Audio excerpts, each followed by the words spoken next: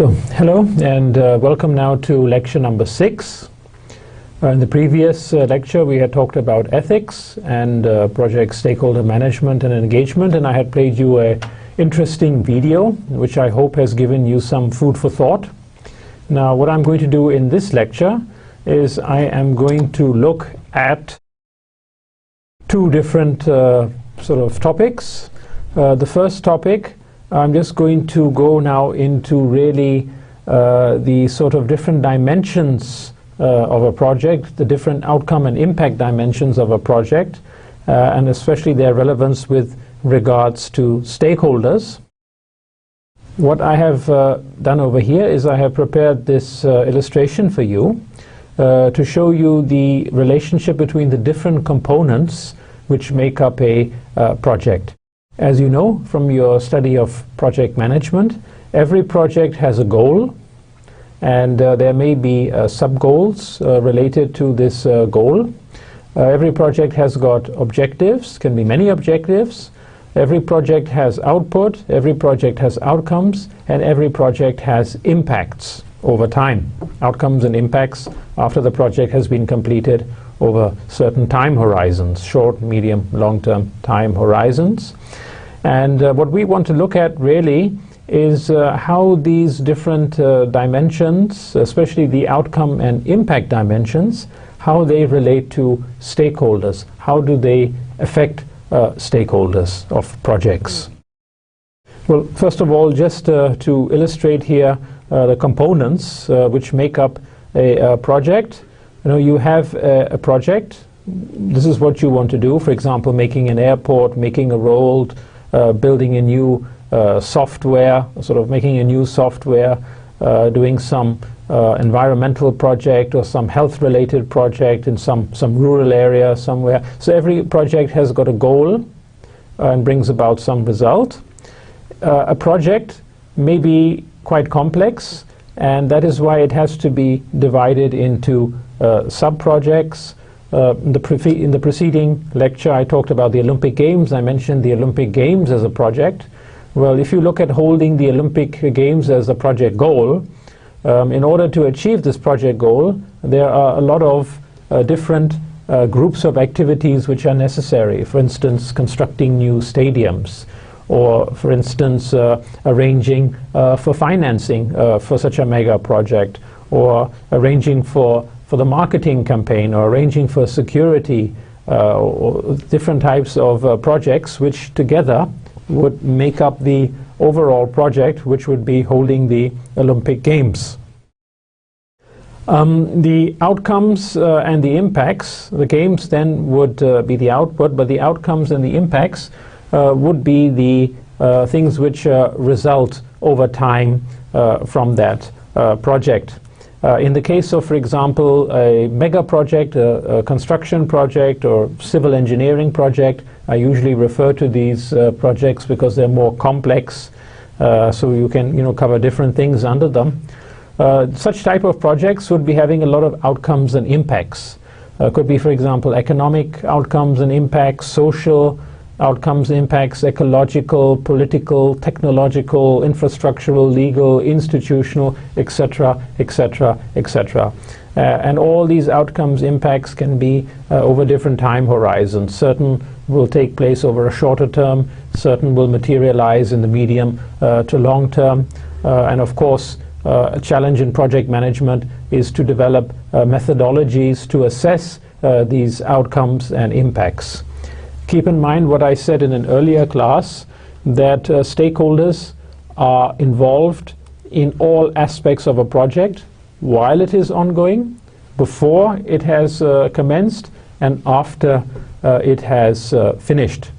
So you will be having stakeholder dimensions in each of these outcome and impact dimensions.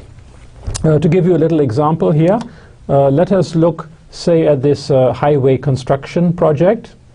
For example, Islamabad-Lahore motorway or Islamabad-Peshawar motorway, something like that. You would have the project phase over here when you are actually making the motorway. Of course, before you even start the project, you have to do a lot of sort of preliminary work, sort of investigating the route, sort of seeing which is the best way to go about the project, finding sponsors, putting out tenders, requests for proposals, etc., etc. And after all that, when you come to the project phase then, and you actually start doing the project, the initiation, the planning, the execution, the closure, and you have then the project output or the project result, which is this road over here, this highway. After the highway has been constructed, it goes into the operational phase. The project life cycle is over when the highway has been completed and people start using it, and now the operational phase starts, the post-project phase. And we have various possible outcomes as a result of this highway over here, which can be in the short term, some which are in the medium term, some which are in the long term. Let us look at a few examples of possible outcomes and impacts, some of which are positive and some of which are also negative. It's not always all positive when you do a project. There also are negative consequences. And these negative consequences in turn can give rise to new projects to try and eliminate or mitigate their effect, their adverse effects.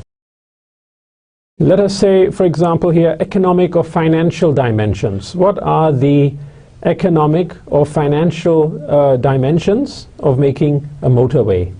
Like, for example, the Islamabad-Lahore motorway.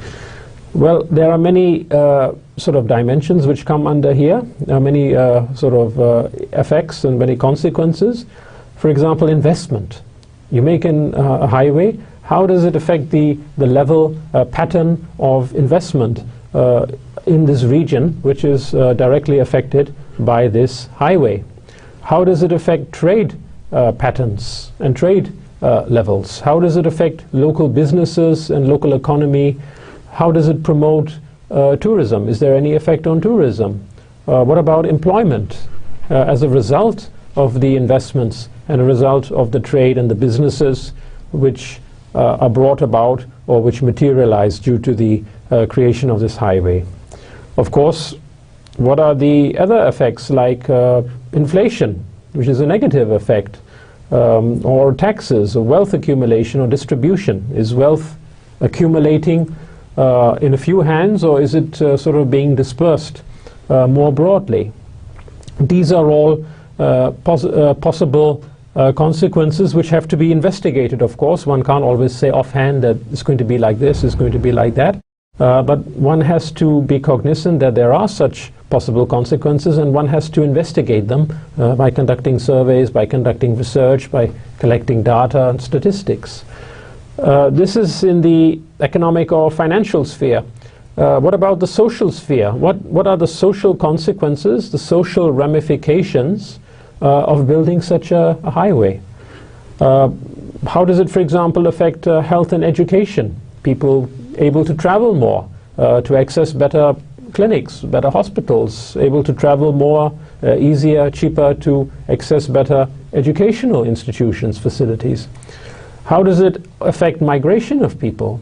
How does it affect crime? Crime also travels along highways. How does it affect social relations and communities' outlook? One of the criticisms of the Islamabad to Lahore motorway, for example, has been that as a result of its construction, communities villages which previously used to interact a lot with each other before the construction of the highway, they were now suddenly isolated from each other. You have a village over here, you have a village over here. Before you could easily move around. Now you have this great big highway in the middle, you have fences there, and it's not easy to go from one village to the other. So there is also a sort of community aspect to it, which may not be so positive.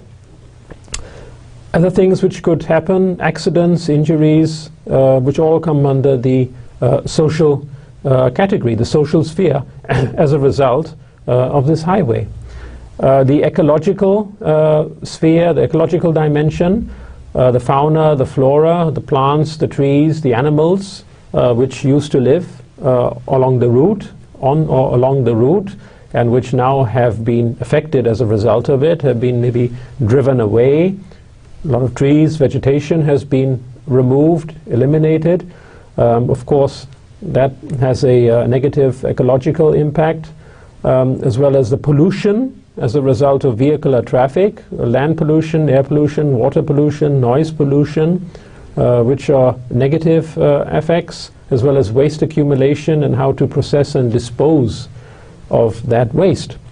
So, as you can see, as the example of this highway project, there are a lot of consequences. There are many positive consequences. There are also several negative consequences. And what is relevant for us is to ask how the stakeholders are affected as a result of this project during its implementation, as well as after its completion when it goes into the operational phase. You'll see that there are many stakeholders who can benefit. Those, for example, in the business community, the tourists, who now have access to new places where they can visit, which previously might not have been so easy to access. People who are traveling, who want to look for better health and educational facilities, and so forth. And of course, there are also stakeholders who are negatively affected. For example, those by crime, those who cannot interact so much with each other because they are on different sides of the highway, different sides of the fence, and of course all the fauna, flora, which would be quite severely impacted as a result of this highway. Stakeholder management and engagement teaches us to look at all these aspects and relate them then to stakeholders and see what can be done in order to mitigate their impact on the stakeholders. For instance, if this highway could be slightly realigned, then it might be possible maybe to save a lot of valuable fauna and flora from destruction. It might cost a little bit more, but on the other hand, there's a benefit in that one can see that fauna and flora life is not too much disrupted along the way. So this was just one example. Now, I had pointed out earlier in this course, in the first lesson already, that there will be different assignments, which is prescribed, 4 assignments. Now, I just want to give you an example here of a model assignment of how you could, if I was to give you an assignment, how you could attempt it, how you could try to attempt it. Let us now look at this situation over here. You have a government of a country, can be any country, any government, and this government wants to construct a large multi-purpose dam. So here we are again with our big civil engineering construction projects. Use 2 sheets of paper, take 2 sheets of paper. On one sheet, list the possible positive project outcomes or impacts of building this multi-purpose dam, and on the other sheet, list the possible negative outcomes, impacts of building this multi-purpose dam.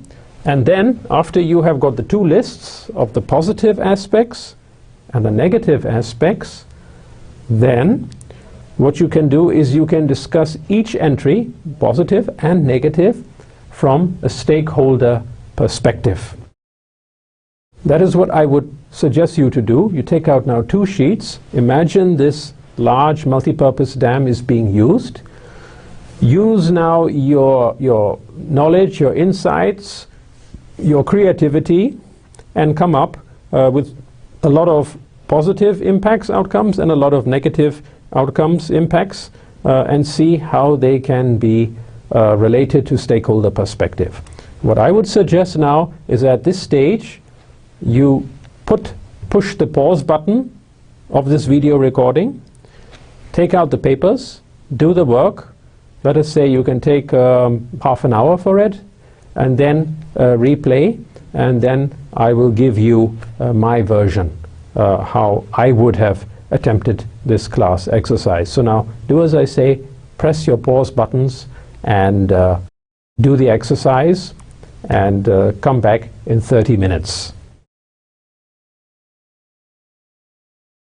Okay, so the 30 minutes are over, and I hope you have come up with some very interesting points for the positive and the negative outcomes of building a large multi-purpose dam.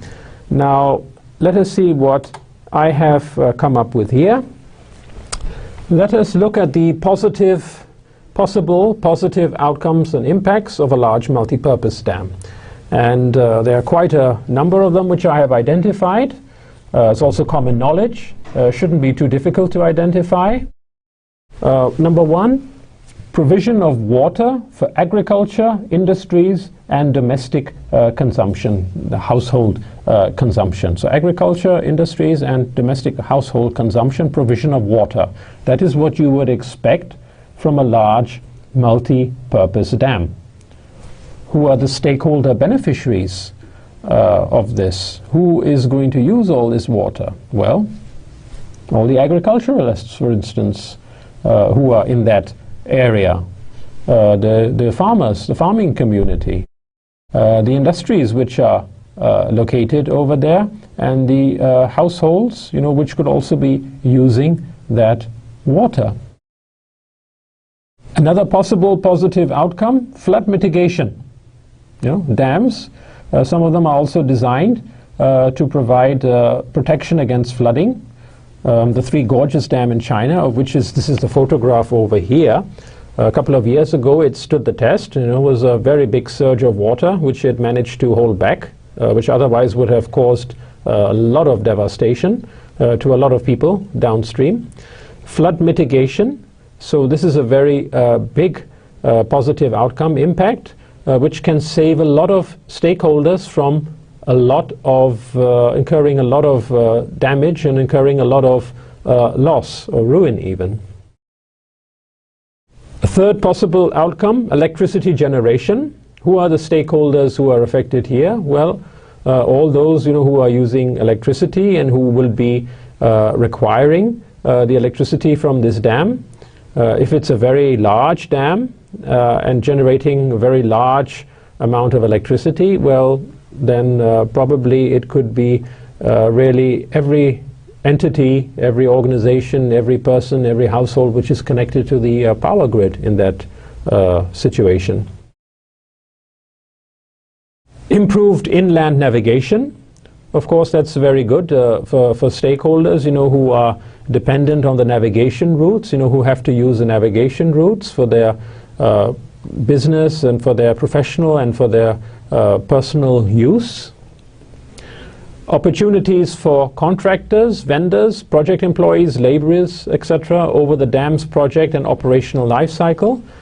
Job opportunities, income opportunities. If you are a contractor and you are building a dam like that, you're a subcontractor providing specialized services, you are going to benefit from that, of course, monetarily, also in terms of experience, in terms of networking, in terms of reputation and so forth.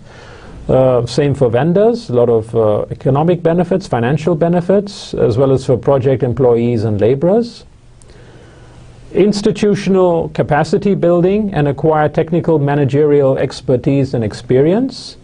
If you have worked on a project, on a very big project like this, then inevitably you acquire a lot of insights, in how to do such large projects which you might not have done before. A lot of expertise you also get along the way, a lot of experience you collect along the way, so that next time when you are working on such a project you will be doing it maybe in a better way. So there are benefits for those stakeholders here who are performing perhaps more technical tasks in making such a dam and in operating such a dam. Information and knowledge generation useful for future dam projects. This is of course very good because in future you can avoid any mistakes which you may have committed while you were making this dam. So it's good for those stakeholders, who will be not only making dams in future, but also those who will be using the results or the outputs and the outcomes and the impacts of those dam projects. New income generating opportunities, for example in fisheries, agro-based industries, Yes, dams can also be used for fishing. It's quite common. Most dams here are being used for fishing, and you find a lot of small shops, and you find street hawkers, near dams who are selling the fish which they have taken from there. It's also possible to use the water, for instance, to set up new industries, agro-based industries, for example. So you have potentially quite a few stakeholders who stand to benefit from these new income-generating opportunities. Tourism, recreational activities, boating, hiking, swimming, scuba diving, camping, picnicking. A lot of people, they enjoy the outdoors and near the water. Water is one of the favorite places where people like to go and enjoy themselves and do some recreation. So you have a lot of stakeholders who would be perhaps coming to such a place, who would be boating. And if you look at many of the dams here, you will see there are always people in boats on the dams, and there are people also who are, sort of camping nearby and having picnics. So these are all stakeholders who would stand to benefit from such a project. Creation of new ecological systems and sanctuaries. Well, for non-human stakeholders, for animals, for instance, also new systems of plants, trees, that would be good for them. Prevention of soil erosion, and national pride effect and sense of accomplishment. You look at Tarbela Dam, for instance, Mangla Dam in Pakistan. It's a big source of pride, often quoted, also recognized internationally. If you look at foreign dams, like for example Three Gorges in China, the biggest dam in the world at the moment, Itapu in Brazil, Paraguay. So there is also this national sense of achievement, of accomplishment, in which everyone more or less in the country would sort of feel very sort of proud about that this has been achieved, such a big achievement. So you can see here over these last two slides, all the points which I have listed over here. There is potentially very, very large number of stakeholders who stand to benefit, some more directly than others, some more materially than others. So there are different levels of stakes here, different interests, a different pattern of benefits, but it's a very large number of stakeholders who are affected. So much for the possible positive outcomes. Now, what about the negative outcomes and impacts? Every project, most projects usually have got two phases to them. One is all the nice things which they bring, the good things, the positive change, the positive impacts, and so forth. But a lot of projects, they also bring a lot of issues and problems with them. And especially in the case of these large dams, they're very controversial, especially from an environmental perspective. So much so that in many places they are being discouraged in favor of other sources of generating energy. Let us look now at some of the possible negative outcomes, impacts, and how they relate to stakeholders.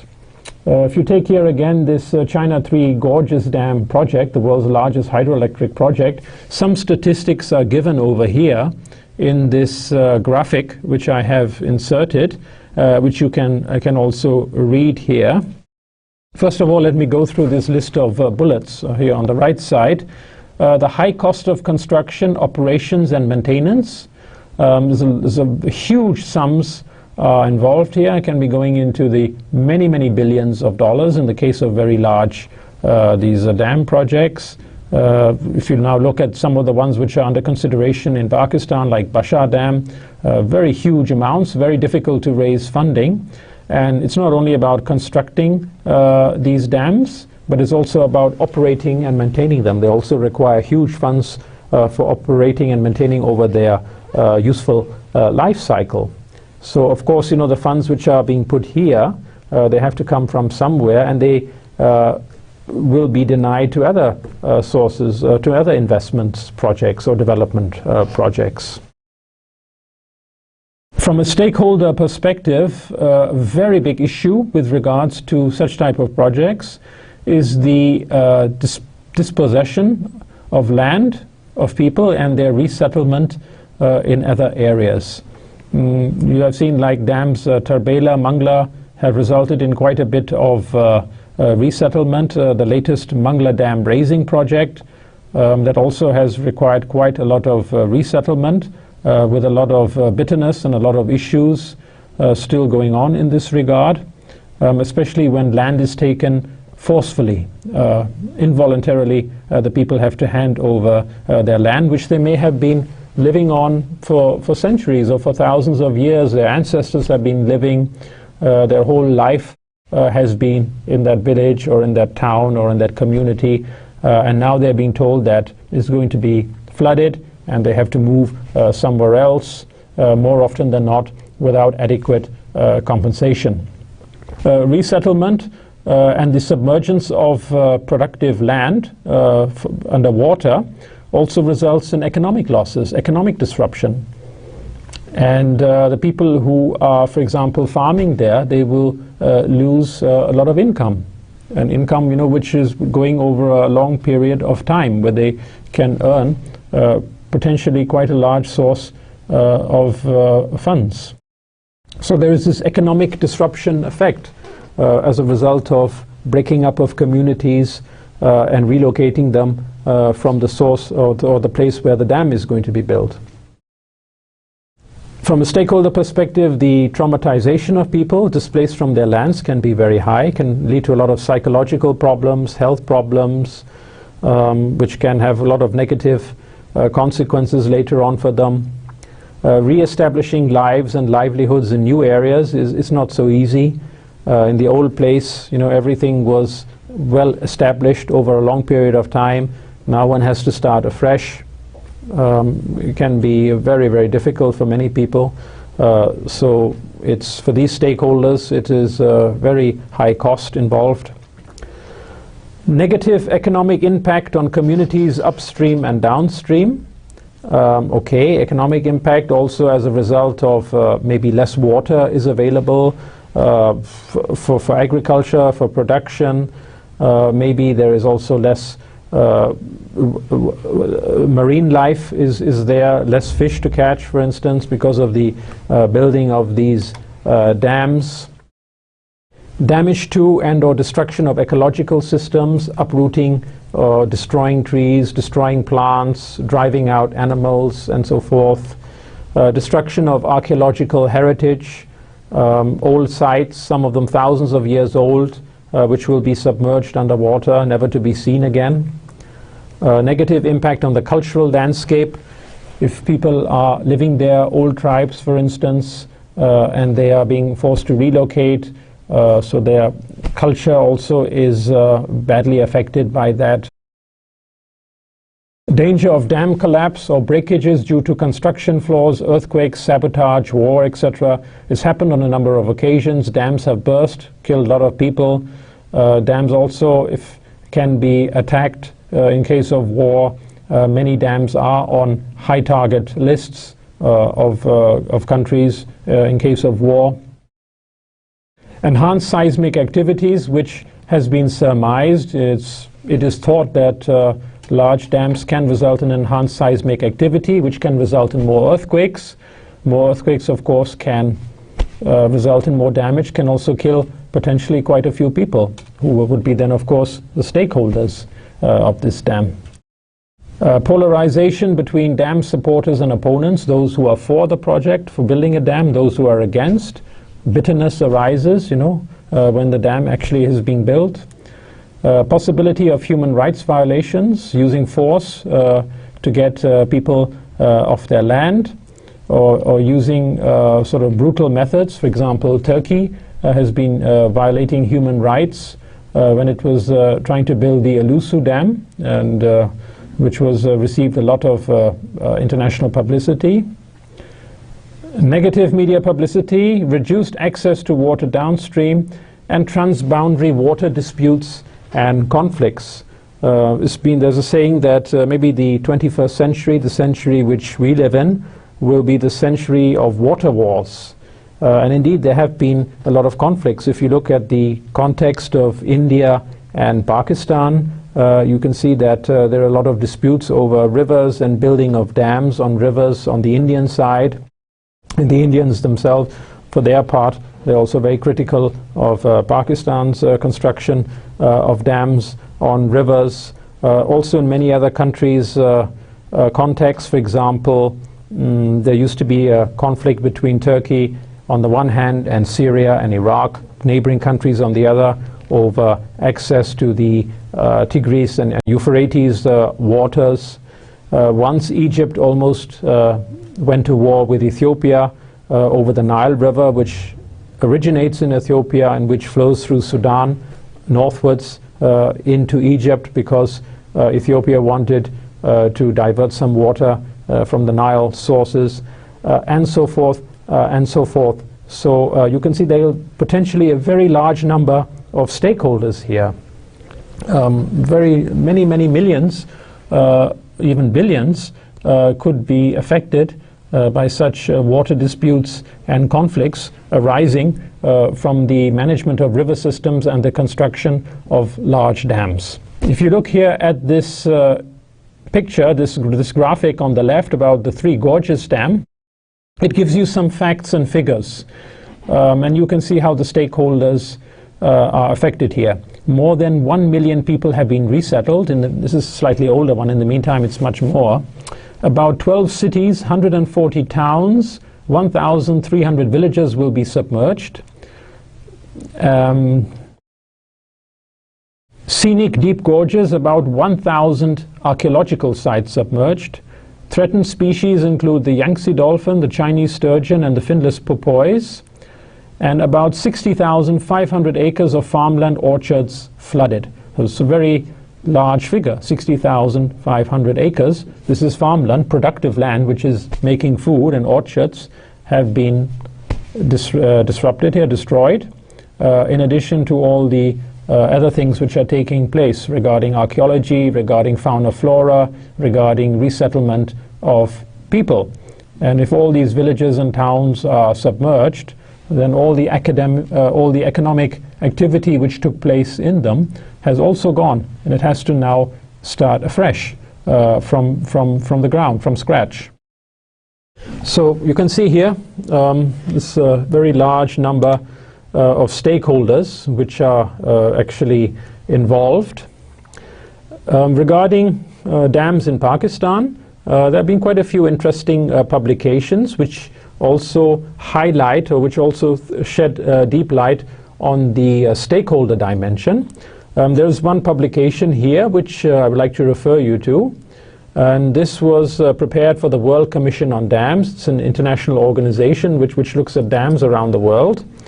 If you click on this graphic, it should automatically take you to the website where you can download this publication and you can read it. It's from November 2000, so it's not too old. It was actually made by a consultancy here in Islamabad. 181-page case study which contains detailed information about the construction, operations, and multi-dimensional positive and negative impact of Pakistan's largest dam at Tarbela. And as I said to you, there is a lot of information also on stakeholders directly, and of course which you can deduce by reading this publication. So this is what I would advise you to do. So now that I have just gone over this dam example with you from a stakeholder perspective, now what I would like to do for the remainder of this lecture is I would just like to introduce you to some good practices, or best practices for managing and engaging your stakeholders. These are my suggestions, my personal suggestions, but of course they're all built partly on my own experience, partly through my own research, and of course applying my own creative energies here. 9 different suggestions, and of course you can always come up with your own suggestions. if I would, for example, in an examination, to say that yes, you have done so many, looked over so many best practices regarding stakeholder management and engagement, now come up with 2 or 3 of your own. Well, one best practice which I definitely recommend managing and engaging stakeholders is to have a stakeholder partnership charter. Now, what is a partnership charter? Well, a partnership charter which is endorsed and respected by all key stakeholders is helpful in the sense that it helps generate a sense of common purpose. What it basically is, it's a kind of a document which all the stakeholders, they agree to and they commit themselves to. What would this charter really contain? Well, what you could do is you could identify and you could comprehensively document the interests, the specific interests, expectations, as well as the responsibilities of all key project stakeholders. Key project stakeholders means the main stakeholders, whose role is very important in the project, without whom the project cannot be done. You document and you identify their respective interests, specifically their expectations and their responsibilities. This charter would then be provided to all of them, so they can refer to it as a reference, and it can be used throughout the project life cycle. And one of its functions, it will be that it would help sustain commitment and cooperation for the project. You have this charter, each key stakeholder is listed along with its interests, along with its expectations and its responsibilities. And they are required to adhere to this charter, the spirit of cooperation, spirit of communication, collaboration. And by doing so, they would all be sort of on a common table. They all know where they stand. If you do not have a charter with this kind of information, then you really would not know. I mean, why are they doing this project? What do they expect from this project? What is it useful for them? What are their responsibilities? This is something which has to be put in writing, which has to be given to the key stakeholders, and they'll be asked to adhere to it throughout the project. There are also some examples of that. For example, the project team charter. Team charter, what it does is it documents the roles, responsibilities, and work targets of the project team members only. So there are many examples, and I have got quite a few in my database. It can be very brief, can be 1 page, can be a small document, a few pages long. But every team member would get such a project team charter, and they would then be able to refer to it throughout the project. And it will help them know where they stand in relation to each other. Stakeholder partnership charter is for all the key stakeholders, which is much more than just the project team members. So that is one suggestion, best practice suggestion. Another best practice suggestion would be to have a system of stakeholder management maturity levels. Well, what are maturity levels? Maturity shows, how good, how refined, how sophisticated something is. If something is very mature, means it's very refined, it's very sophisticated, it's effective also.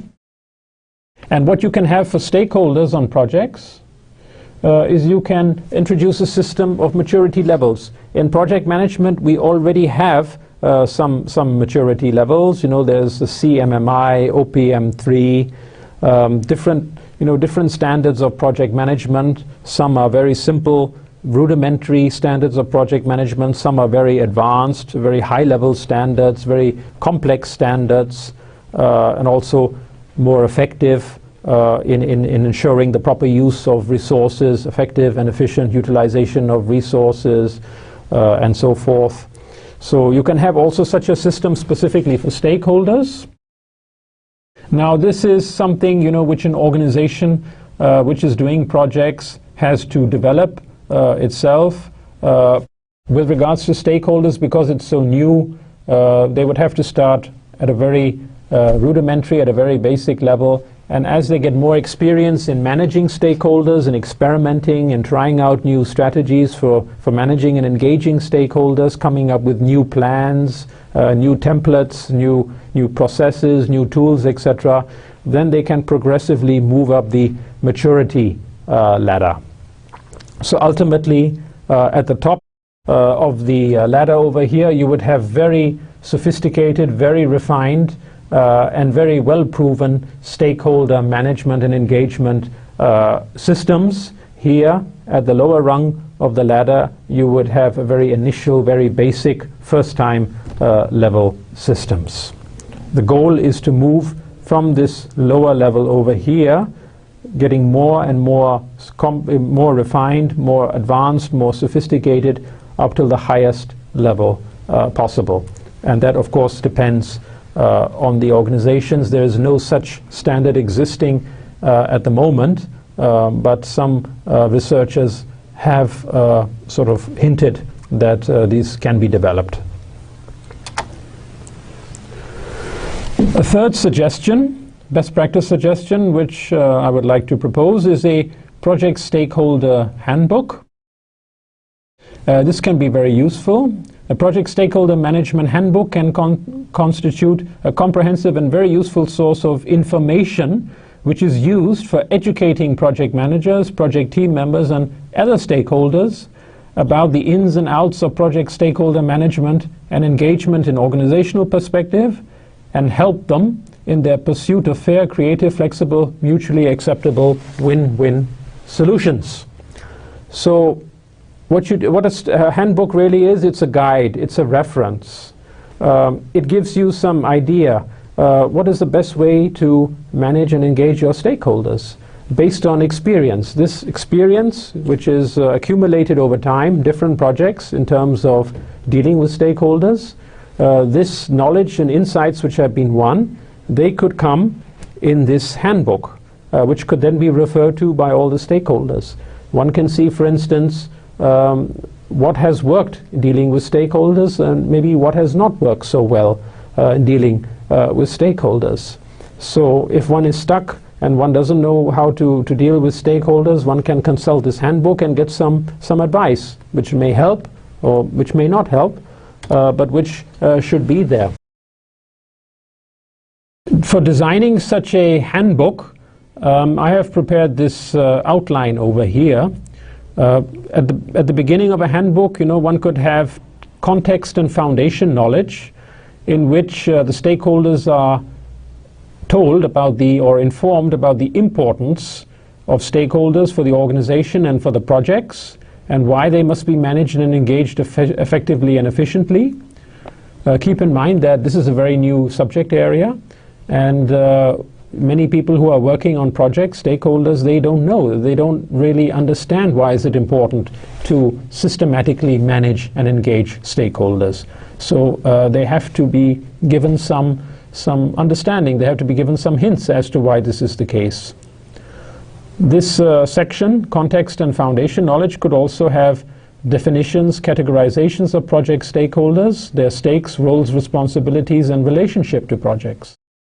Basically, the foundation knowledge should not be very, very vast, otherwise no one is going to read it.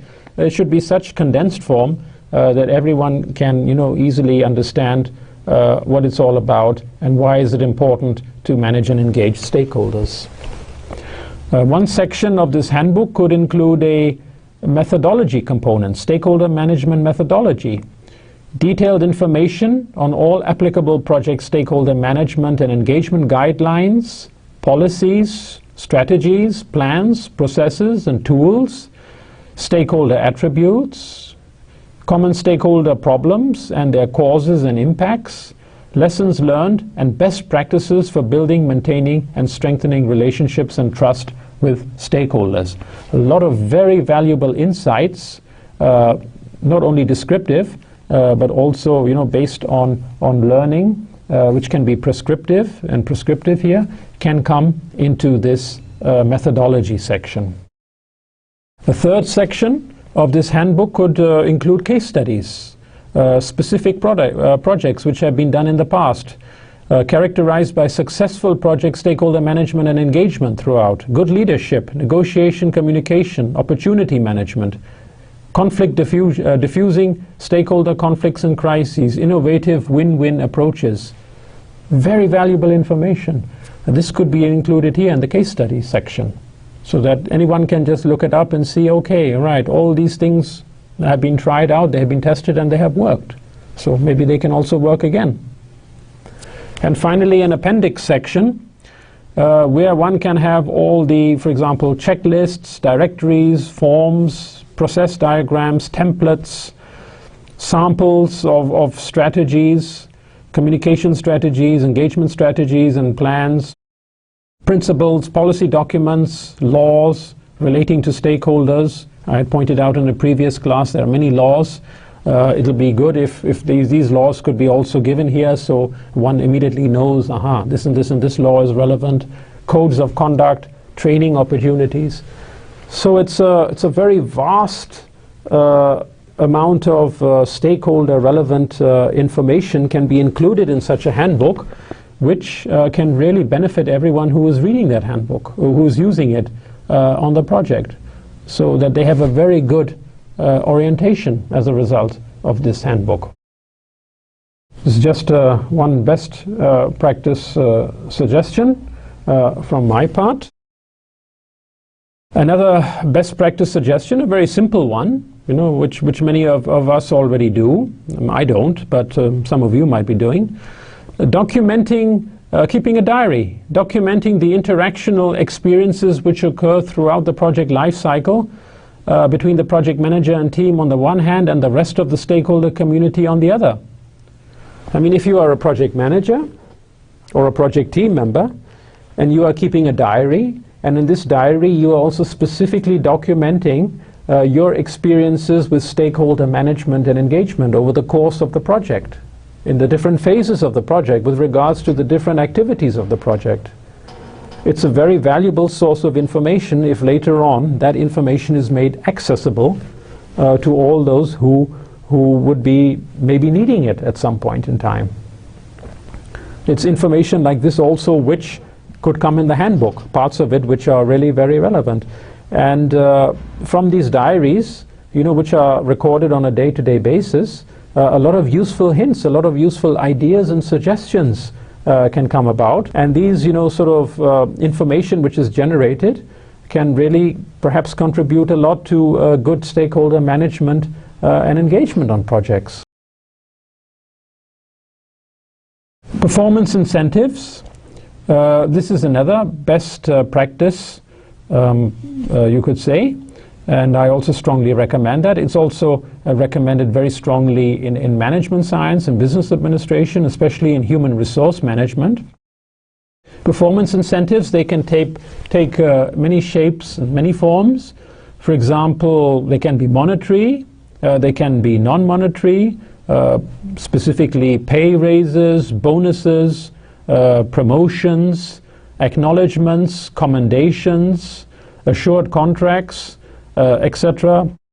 Very good way for an organization to reward its employees, its project employees, and other stakeholders for good project stakeholder management engagement performance, and for devising superior strategies, plans, processes, tools, and innovative solutions. So if you have stakeholders, for example, your project team, your project manager, other stakeholders, who are doing very well in terms of properly managing each other, properly managing other stakeholders, engaging other stakeholders, well then if you give them some incentives and you give them some rewards, that is a good practice. That you are sending a signal that those who are trying to perform or trying to do good stakeholder management and engagement will be rewarded for their efforts, and that the more innovative they are, the better they can come up with win-win solutions, for instance, the more they will be rewarded. So they will channel their energies more into this way of going about doing projects. Stakeholder management and engagement audits. This is another best practice which I propose. Audits are effective project evaluation tools. In monitoring, evaluation, control, there's extensive use of audits, and there are all kinds of audits. You can conduct an audit internally, you can get some external one.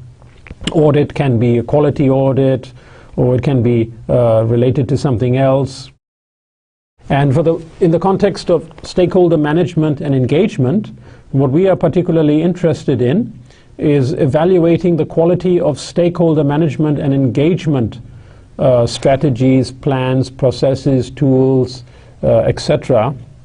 And this is where audits can come in very handy, specifically from a stakeholder perspective. Project stakeholder audits, they will have the twin advantage of ensuring adherence to prescribed stakeholder management engagement standards and systematically pinpointing areas for possible improvement. Through this audit, you can generate a lot of information, not only about how things are or have been done, but also it can give a lot of hints how things should be done with regards to managing and engaging your project stakeholders. Another best practice suggestion is to have mobile stakeholder facilitation groups. Now, what are these facilitation groups? Facilitation is to help, to push forward, to facilitate, and these are mobile. So such mobile facilitation groups comprising the project owners, implementers, and neutral entities of high standing can be a quick, fair, effective, integrated, and acceptable way for monitoring, assessing, and dealing comprehensively with the many stakeholder issues, concerns, and problems associated with more complex projects, especially when you have a more larger, heterogeneous, and dispersed project stakeholder community. Take, for instance, these large dams, or making a large pipeline, oil or gas pipeline, or making a large highway or something. You have so many stakeholders. These stakeholders are not concentrated in one geographic location, but they can be dispersed over possibly a very wide area. And you cannot expect them all to come to you with their problems and their concerns and their apprehensions. As a project planners, as project implementers, project owners, the responsibility would be more on your side actually to go out and interact with them and find out what kinds of issues do they face with regards to the projects. That is a good stakeholder management and engagement strategy. And in order to do that, you have to be mobile. And that is where, if you have such groups, which also have neutral entities, which are also highly regarded by your stakeholders, like your secondary stakeholders or your external stakeholders, if you have someone over there who's highly regarded and whose judgment is trusted, that could be a good way of actually dealing with your stakeholders on the spot and trying to resolve issues. And finally, another best practice suggestion which I have regarding stakeholder management and engagement is to have customized training workshops in which all key stakeholders would participate. Why should you have a customized training workshop, and why should all key stakeholders participate? Well, the reason is because, as I pointed out, should be quite clear now, stakeholder management and engagement is something which is not well understood by project practitioners. It's done on a sort of ad hoc basis, as it comes. If there's anything relating to stakeholders, as it comes, it will be dealt with. But it's not really dealt with systematically in a very predetermined, pre-planned manner. So all the stakeholders, they will have different notions, they'll have different understandings, a different sense of priority with regards to managing and engaging stakeholders. And that is why it's important to have a common knowledge platform, so that all the stakeholders have access to all the same information, that they all realize how important it is, how crucial it is to manage and engage stakeholders, which they may not have this sort of appreciation before, but through the workshop they can gain this appreciation. And they should also understand the complexities which are associated with project stakeholder management and engagement.